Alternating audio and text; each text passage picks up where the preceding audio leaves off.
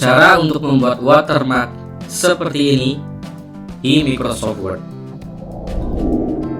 Langkahnya, yang pertama kita masuk ke menu desain. Di kelompok page background, kita pilih watermark. Kemudian kita pilih saja untuk custom watermark. Di sini bisa kita pilih untuk gambar ataupun teksnya. Saya menggunakan teks. Kemudian kita isi teks sesuai dengan kebutuhan kita.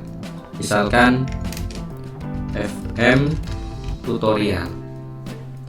Kemudian kita atur untuk fontnya. Misalkan saya bikin dengan Cambria. Dan kita atur warna sesuai dengan keinginan kita. Tinggal kita apply. Oke, dan kita close. Watermark sudah selesai. Terima kasih, semoga bermanfaat. Wassalamualaikum warahmatullahi wabarakatuh.